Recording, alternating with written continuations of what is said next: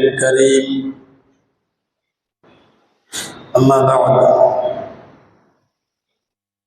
فقد قال الله سبحانه وتعالى في كلامه القديم والفرقان الحميد: أعوذ بالله من الشيطان الرجيم. بسم الله الرحمن الرحيم. إن الله يأمركم أن تؤدوا الأمانات إلى أهلها فإذا حكمتم بين الناس أن تحكموا بالعدل إن الله نعم ما يعظكم به إن الله كان سميعا بصيرا. صدق الله العظيم.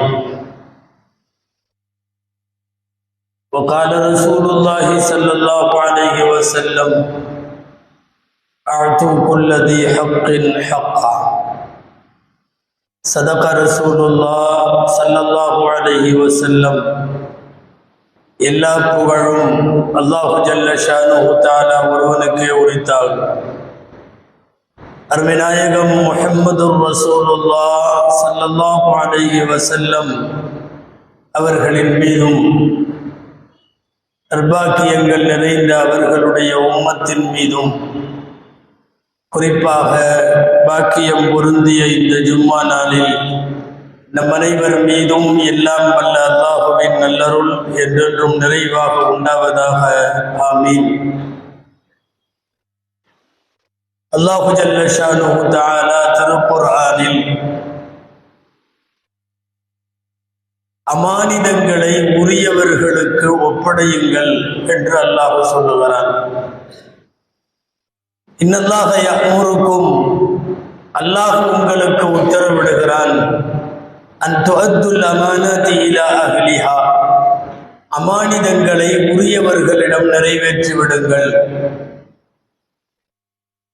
நீங்கள் யாரிடத்திலாவது தீர்ப்பு செய்யும் சூழல் ஏற்பட்டால் நீதமாக தீர்ப்பு செய்யுங்கள் என்பது குர்ஆனுடைய கட்டளை வாக்கியம். உலகம் முழுக்க ஜும்மா நாளின் மெம்பர் படியில் ஓதப்படுகிற குத்பாவினுடைய கடைசியில் இதே விஷயம்தான் சொல்லப்படும். இன்னல்லாஹ யஅமுரு பில் அத்லி வல் இஹ்சான். அல்லாஹ் நீதத்தையும் அடுத்தவர்களுக்கான உபகாரத்தையும் உங்களுக்கு உத்தரவிடுகிறான்.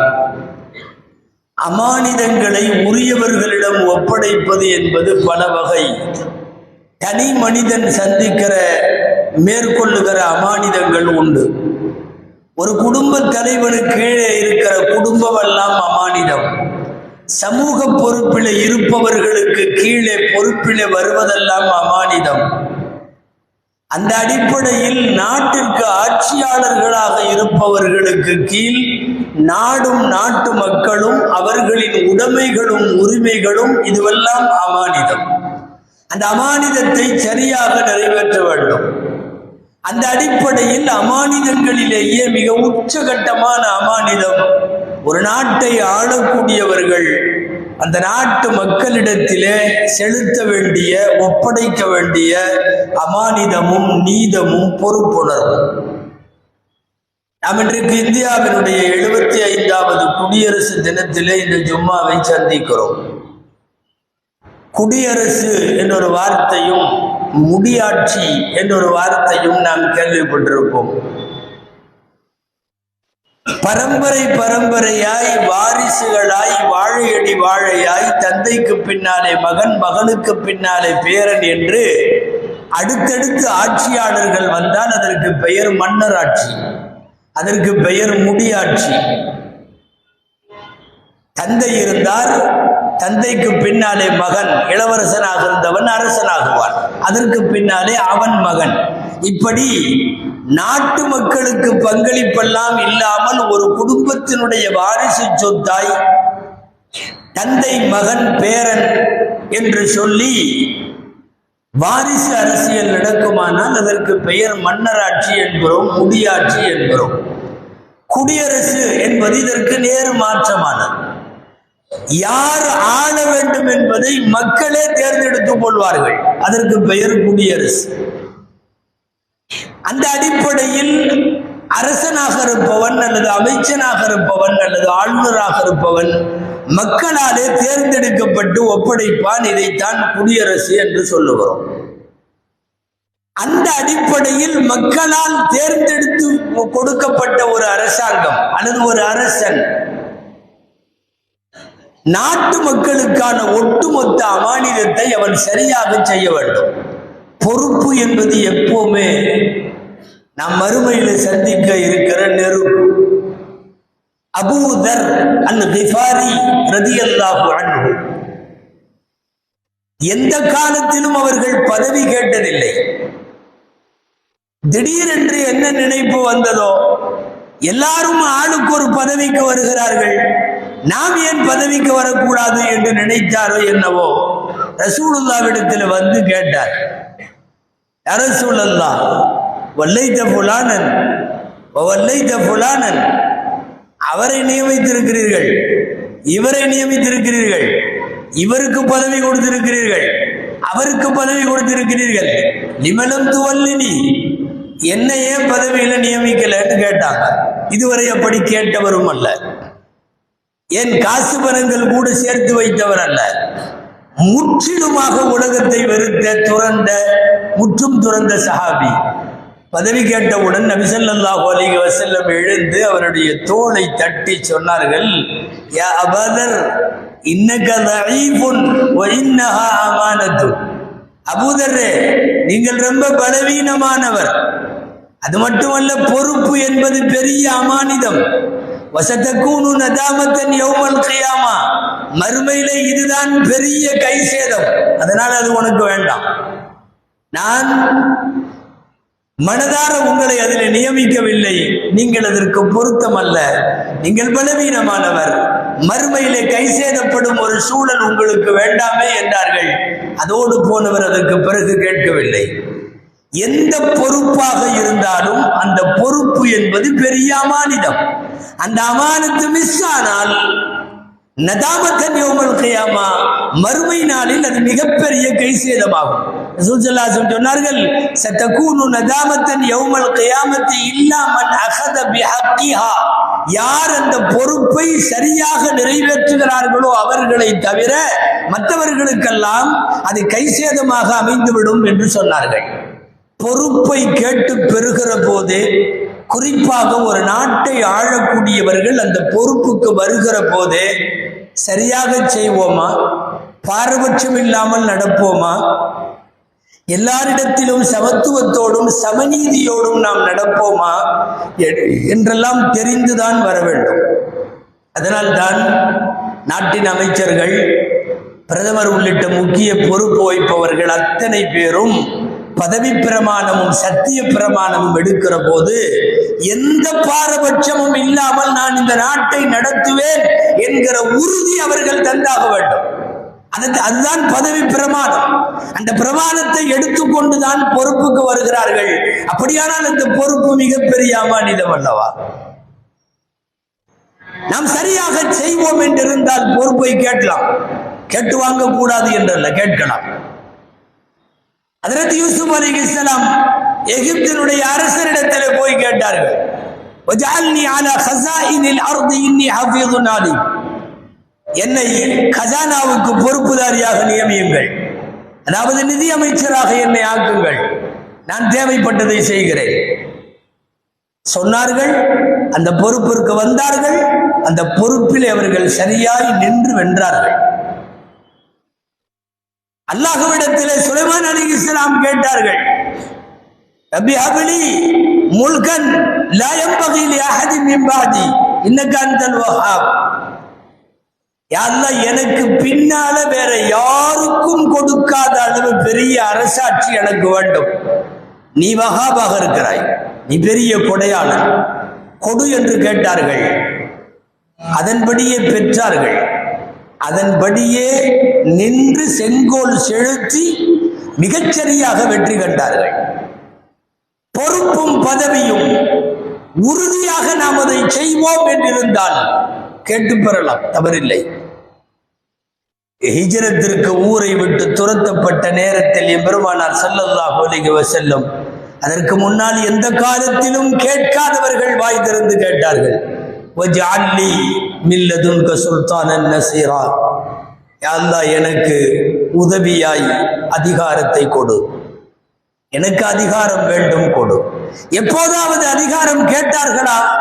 கிட்டத்தட்ட 51 வயது வரைக்கும் எம்பெருமானார் ஸல்லல்லாஹு அலைஹி வஸல்லம் கேட்டதில்லை. வாழ்வாதாரங்கள் எல்லாம் முடக்கப்படுகிற போது, நீ ஊரை விட்டு போ என்று துரத்தப்படுகிற போது, தங்களின் பிறந்தகத்தை வாழ்ந்தகத்தை விட்டும் அவர்கள் வெளியேற வேண்டும் என்கிற ஒரு நிர்பந்த சூழலில் அவர்கள் திணிக்கப்பட்ட போது கேட்கிறார்கள், வஜ்அல்லி மின் லதுன்க சுல்தானன் நஸீரா, எனக்கு அதிகாரம் வேண்டும், உதவி செய்யும் அதிகாரமும் ஆட்சி அமைப்பும் வேண்டும் என்று கேட்டார்கள் என்று பார்க்கிறோம். அப்படி நாட்டு மக்களுக்கு பொறுப்பு ஏற்கக்கூடிய ஒரு அரசு அல்லது அரசன் அல்லது ஒரு அமைச்சரவை, அந்த நாட்டு மக்கள் அத்தனை பேரையும் பாரபட்சம் இல்லாமல் நடத்த வேண்டும். எபெருமானார் ஸல்லல்லாஹு அலைஹி வஸல்லம் அவர்களும் சஹாபாக்களும் அமைத்த இஸ்லாமிய அரசுகள் எல்லாம் இதற்கு முன்மாதிரி. அன்றைக்கு அரபகத்திலே தொடங்கிய கலீஃபாக்களின் ஆட்சி, அதற்கு பின்னாலே அப்பாசியாக்களின் ஆட்சி, உமவியாக்களின் ஆட்சி, உஸ்மானியாக்களின் ஆட்சி, உலகம் முழுவதும் பறந்து விரிந்து இந்திய கடைக்கோடியில் வந்த முகலாயர் ஆட்சி வரைக்கும் இஸ்லாமிய அரசின் அல்லது இஸ்லாமிய செயல்பாடுகளின் நேர்த்தியான தன்மைகளை அந்த ஆட்சிகளிலே பார்த்திருக்கிறோம், பார்க்க முடிந்தது. பிற்படுத்தப்பட்ட பிலால் ரலியல்லாஹு அன்ஹு என்று அன்றைக்கு ஒதுக்கி வைக்கப்பட்டவர்களை சையீத் என்று கூப்பிட்டார்கள். அபூபக்கர் ரலியல்லாஹு அன்ஹு, சையீத் என்றால் தலைவர். ஒரு நீக்ரோவை, ஒடுக்கப்பட்ட சமூகத்தினுடைய விளிம்பு நிலை மக்களில் ஒருவராயிருக்கிற பிலாலை நாட்டின் ஜனாதிபதி தலைவர் என்று கூப்பிடுவது, உமர் ரலியல்லாஹு அன்ஹு அப்படித்தான் கூப்பிட்டார்கள். எல்லாரும் சமம், பிலாலுக்கும் அந்த மரியாதை. பூர்வ குடியாக அரபகத்திலேயே பிறந்த கருப்பு நிறம் அல்லாதவனுக்கும் அதே மரியாதை. இந்த சமத்துவம் தான் குடியரசனுடைய அர்த்தம். ஒரு நாட்டிற்கு கீழே ஜாதியில் பாகுபாடு இருக்கக்கூடாது, மதத்தால் பாகுபாடு இருக்கக்கூடாது. அதை உறுதி செய்தால் தான் அதற்கு பெயர் குடியரசு.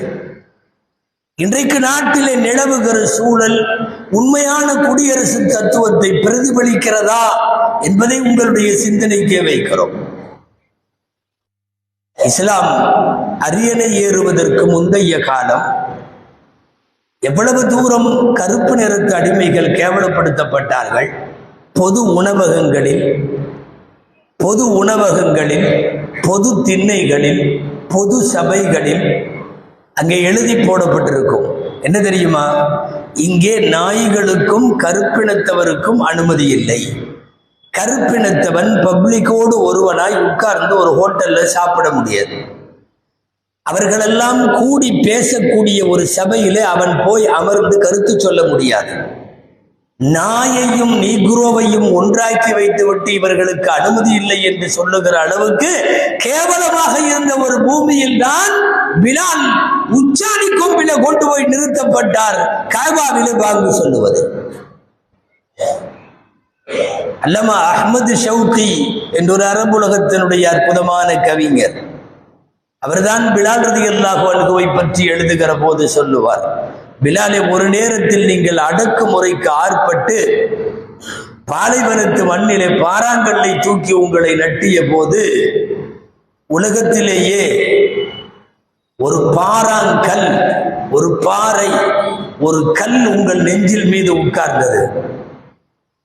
அதற்கு பகரமாகத்தான் இறைவன் உலகத்திலே இருக்கிற கற்களை எல்லாம் விட உயர்ந்த கல்லாக இருக்கிற காபா, அதிலே உங்களை மேலே ஏறி நிற்க வைத்தான்.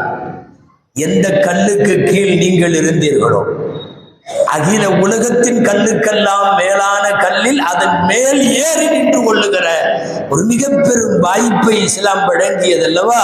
இதுக்கு பேரு சமத்துவ குடியரசு. அதுதான் செக்யூலர், அதுதான் டெமோக்ராட்டிக்.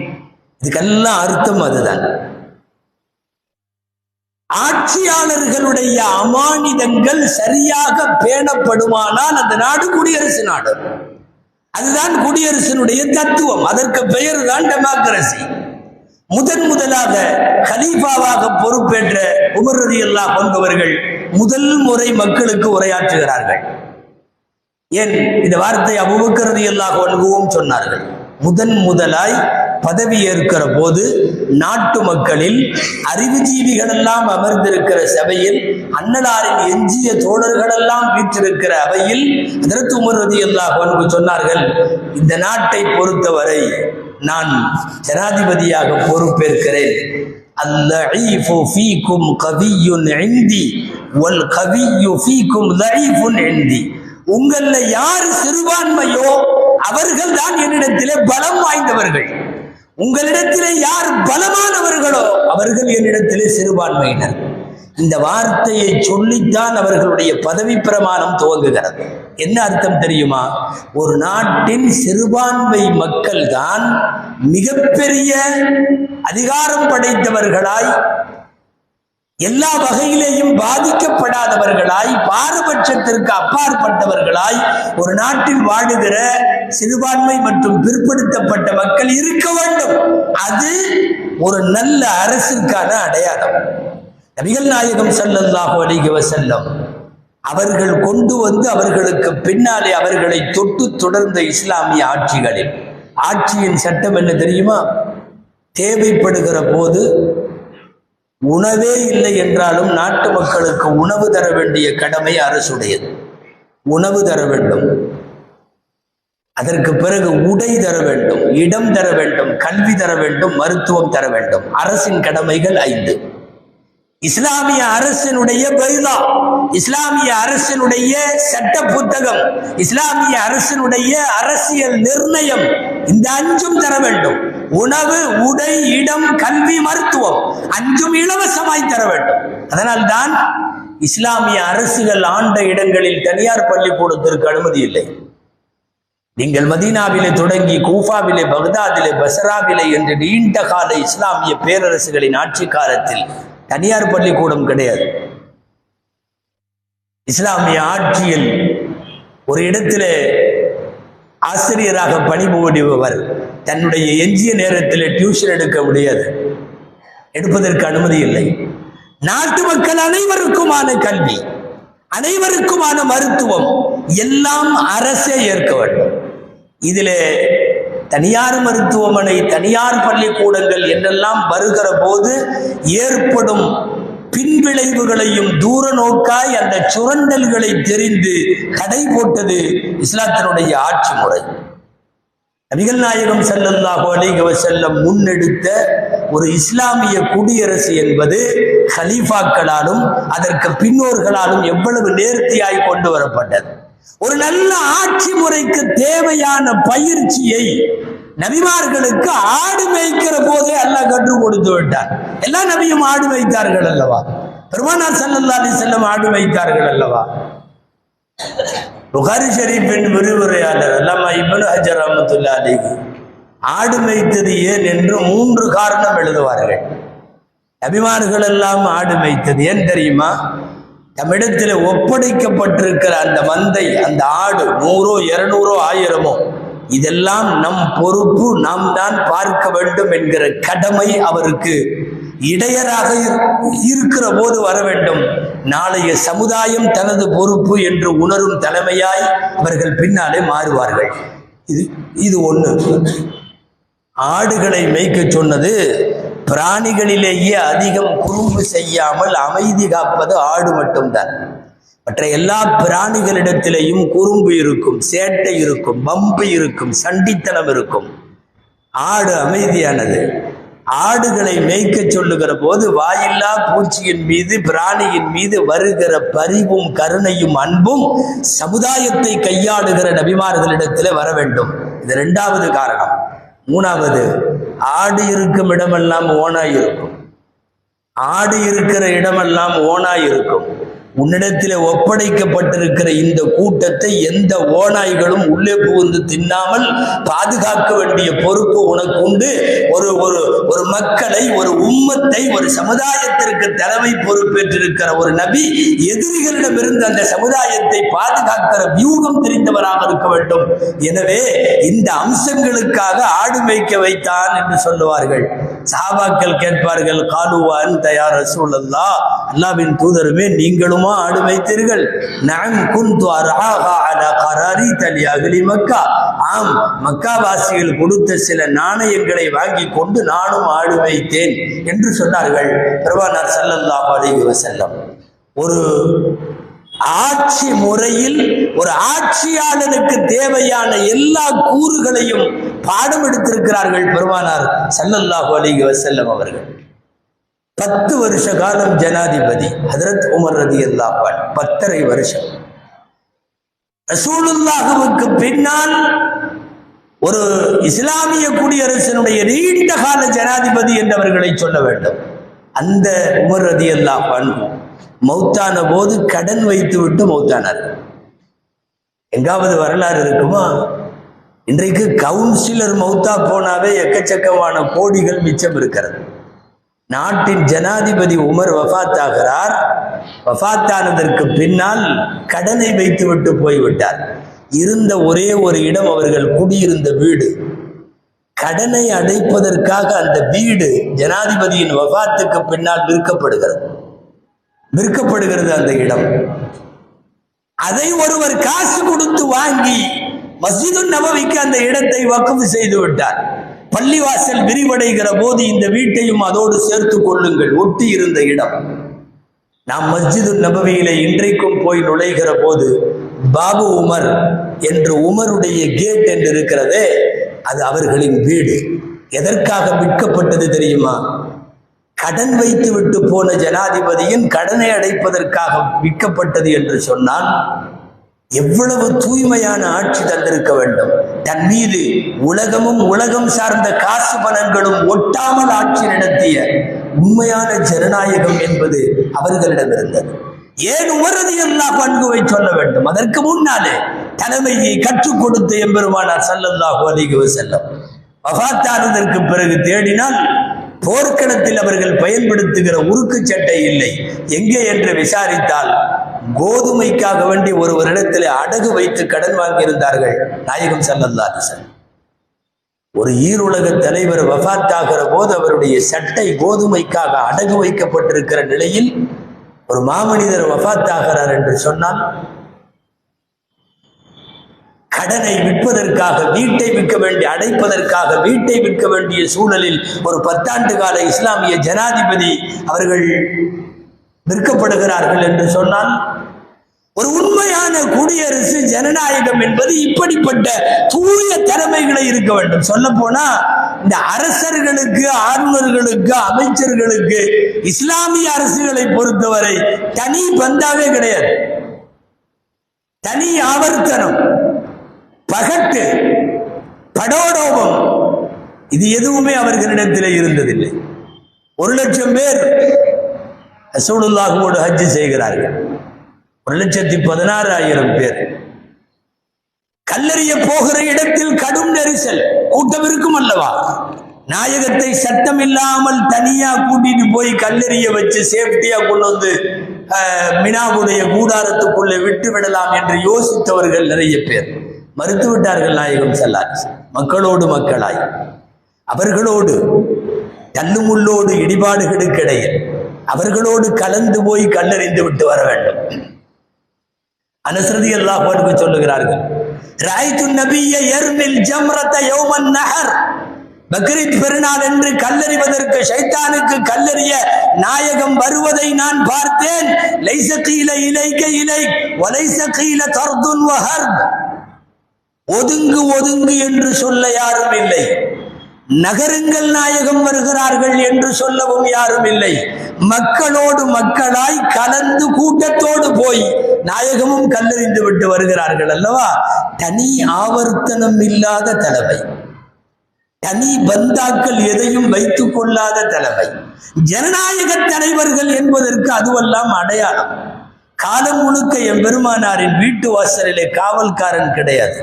கதவை அடைத்து விட்டு உம்மத்து பார்ப்பதற்கு அப்பாயின்மெண்ட் நேரம் போட்ட தலைவர் அல்ல நாயகம் ஸல்லல்லாஹு அலைஹி வஸல்லம். நாளுக்கு நாள் கூட்டம் அதிகமாகுது. ரசூல் ஸல்லல்லாஹு அலைஹி வஸல்லம் அவங்கள எல்லாரும் நெருக்கிறாங்க, தள்ளுமுள்ளாயிருது, கையை கொடுக்கறதுக்காக எல்லாம் முண்டி அடிக்கிறாங்க. இனிமேல் பப்ளிக்கோட ரசூலுல்லாவை வைக்கக்கூடாது. தனியாக ஒரு டென்ட் போட்டு எந்த இடத்துக்கு போனாலும் ரசூலுல்லாவை டென்ட்டில் உட்கார வச்சிடணும். மற்றவங்கெல்லாம் ஒரு பக்கம் இருக்கணும், ரசூலுல்லா ஒரு பக்கம் இருக்கணும், ரசூலுல்லாவுக்கு பக்கத்தில் 2 பேர் பாதுகாப்பாக இருக்கணும். அப்படிலாம் முடிவு செஞ்சு ஒரு டென்ட்டும் அமைச்சு ரசூலுல்லாவை போய் கூப்பிட போனாங்க. ஹஜ்ரத் அப்பாஸ் ரலியல்லாஹு அன்ஹு, நாயகமே இனிமேல் நீங்கள் அங்கே இருந்து கொள்வீர்கள், அவங்கெல்லாம் அங்கே இருந்துக்குவாங்க. உங்களுடைய பாதுகாப்பு அம்சங்களை கருதி நெருக்கடிகளிலே இருந்து உங்களை மீட்பதற்காக இந்த ஏற்பாடு. ரசூலுல்லாஹ் சொன்னாங்க, லா அஸாலு பைனா துஹுரிஹிம் யதவுன ஆகிபி வயுனாஸிஉன ரிதாயி ஹத்தா யகூன அல்லாஹு யுரீஹுனி மின்ஹு. நான் அவங்க கூட தான் இருப்பேன். நடக்கிற போது என்னுடைய பின்னங்கால்களை அவர்கள் நெருக்கடிகளில் மிதித்து விடுவார்கள். சமயங்களில் நான் தோளிலே போட்டிருக்கிற துண்டை பிடித்து இழுத்து விடுவார்கள். அப்படி இருந்தாலும் நான் அவர்களோடு தான் இருப்பேன். எனக்கென்று ஒரு தனி ஆவர்த்தனம் தேவையில்லை. அல்லாஹ் என்னை அவன் பக்கம் இவர்களிடமிருந்து அழைத்துக் கொள்ளுகிற வரை நான் இப்படித்தான் இருப்பேன் என்கிறார்கள் பெருமானார் ஸல்லல்லாஹு அலைஹி வஸல்லம். எல்லாரும் கட்டிடம் கட்டுகிற போது போய் கல்லை தூக்குகிறார்கள். எல்லாரும் அகழ் போரில குழி நோண்டுகிற போது இவர்களும் போய் நோண்டுகிறார்கள். அபூதாவுதிலே வருகிறது, என்குலு துராப ஹத்தா வாரத் துராபு ஃபீ பத்னிஹி. மண்ணை அள்ளி அள்ளி கோடாரியிலே மம்மட்டியிலே எடுத்து போடுகிறார்கள். வேலை செய்வதற்காக மேலாடை மட்டும் போட்டிருந்தார்கள். திறந்த மேனியாக இருந்தது.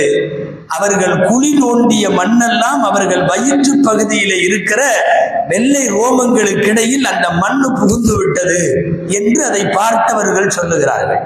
ஏறத்தாழ ஒரு கட்டடத்தினுடைய கொத்தனார் வேலை பார்ப்பவர் எப்படி இறங்கி களப்பணி செய்வாரோ அந்த பணிகளில் இறங்கி இருப்பவர்கள் உலகத்தின் மிகப்பெரிய ஆட்சியாளர், ஒரு பெரிய சமுதாயத்தினுடைய தலைவர். நபிகள் நாயகம் ஸல்லல்லாஹு அலைஹி வஸல்லம் கட்டமைத்த ஆட்சி முறைகள் என்பது இதுவெல்லாம். கல்லு தூக்குறக்கோ மண்ணு தூக்குறக்கோ என்னைக்கும் வெக்கப்பட்டதும் இல்லை, கஷ்டப்பட்டதும் இல்லை. முதல்ல மதீனாவில் மௌத்தானவர் ஒரு சஹாபி, உஸ்மான் இப்னு மதுஊன் ரலியல்லாஹு அன்ஹு, வயசான சஹாபி. ஜன்னத்துல் பக்கீல மக்காவில இருந்து ஹிஜ்ரத்துக்கு பின்னால முதலில் ஜன்னத்துல் பக்கீல அடங்கிய சஹாபி. அவருடைய அடக்கம் நாயகம் போயிருக்கிறார்கள். தொழ வைத்து முடிந்து போய் எல்லாம் வச்சு கபரடக்கம் செய்து விட்டார்கள். தலைமாட்டில ஒரு அடையாளத்திற்கு ஒரு கல் வைக்க வேண்டும். எப்பா ஒரு கல் எடுங்க என்று சொன்னார்கள். யாரோ ஒருவர் கொஞ்சம் தூரம் போனார். போய் தலைமாட்டில் உஸ்மான் இப்னு மதுஊனுடைய கபர்ல வைக்கிறதுக்காக கல் எடுத்தார். இந்த கல் தூக்க முடியலையோ வரலையோ, அவர் அங்க போராடிட்டு இருக்கார். தூரத்திலிருந்து பார்த்து விட்டார்கள் நாயகம் ஸல்லல்லாஹு.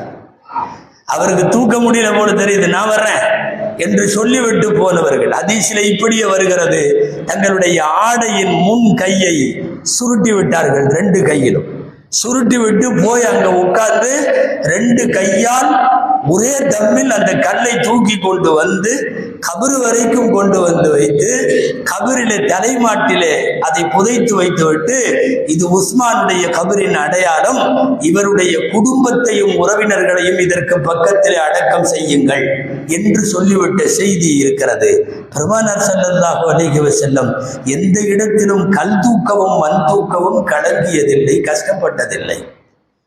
ஒரு இஸ்லாமிய ஜனநாயகம் என்பது இந்த மாதிரி ஜனாதிபதிகளால், இந்த மாதிரி மக்கள் விரும்பிகளால், மக்கள் தொண்டிலேயே தன் காலத்தை கழிப்பவர்களால், உலகு சார்ந்த வசதி வாய்ப்புகளும் தங்கள் மேல் தூசிப்படாதவாறு பார்த்து கொண்டவர்களாய் இப்படித்தான் இருந்தார்கள். இஸ்லாமிய வரலாற்றில் மட்டும்தான் எல்லாத்துக்கும் ஒரு ட்ரெஸ் தானே, உங்களுக்கு எப்படி 2 ட்ரெஸ்ன்னு ஜனாதிபதி உமரை பார்த்து கேள்வி கேட்க முடிந்தது என்றால், அந்த முடிகிற ஜனநாயகம் இஸ்லாத்தினுடைய மிகப்பெரிய நீதிக்கான அடையாளம்.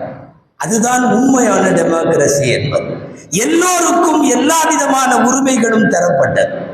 1950 ஜனவரி 26 இருந்து தன்னை குடியரசாக அறிவித்துக் கொண்ட இந்தியா 75 ஆண்டை கடந்திருக்கிறது. 75வது குடியரசு தினத்தை கொண்டாடுகிற போதே குடியரசின் அர்த்தம் நம்மை நெருட வைக்கிறது. இங்கே எல்லாரும் சமம். ஜாதியால், மதத்தால், இனத்தால், மொழியால் நிறைய மொழி பேசுபவர்கள், எல்லாம் இருந்தாலும் எல்லாம் சமம். அதுதான் குடியரசுக்கு அர்த்தம். சமீப காலத்திய நிகழ்வுகள் அப்படிப்பட்ட குடியரசு, உண்மையாகவே நாம் குடியரசில் தான் வாழுகிறோமா என்கிற பலத்த சந்தேகத்தை கோடிக்கணக்கான பேருக்கு முன்னால் ஏற்படுத்தி இருக்கிறது. நீங்கள் ஊடகங்களிலே பார்க்கிற ஏதோ சில செலிபிரிட்டிகளை வைத்துக் கொண்டு நாடு முழுக்க ஒரு கருத்திலே இருப்பது போன்ற தோற்றத்தை ஏற்படுத்துகிறார்கள். காலம் முழுக்க நடித்தே பழக்கப்பட்டவர்கள் அங்கும் போய் நடித்திருக்கிறார்கள், அவ்வளவுதான். இது முழுக்க முழுக்க கோடிக்கணக்கான மக்களுக்கு இது குடியரசு தானா என்கிற ஒரு சந்தேகம் இயல்பாக வருகிறது. இறைவன் பாதுகாக்க வேண்டும். ஆட்சியாளர்கள் குடியரசின் அர்த்தத்தை உறுதி செய்ய வேண்டும். எந்த வழக்கிலும் தீர்ப்பு செய்கிற நீதிபதிகள் குடியரசின் அர்த்தத்தை உள்வாங்க வேண்டும். நாட்டுக்கு உண்மையை உரத்து சொல்ல வேண்டிய ஊடகங்கள் குடியரசினுடைய அர்த்தத்தை உள்வாங்க வேண்டும். அல்லாஹ்விடத்திலே பிரார்த்திப்பதை தவிர வேறு எந்த வழியும் நமக்கு இல்லை. அதுவும் ரொம்ப முக்கியமாக இனிவரும் நாட்களில் பெருமானார் சொல்லிக் கொடுத்த அந்த துஆ ரொம்ப அவசியம். அல்லாஹும்ம லா துஸல்லித் அலைனா மன் லா யகாஃபுக ஃபீனா வலா யர்ஹமுனா. யா அல்லாஹ், எங்கள் விஷயத்தில் உன்னை பயப்படாத எந்த ஆட்சியாளர்களையும் எங்களுக்கு இனிமேல் தந்து விடாதே.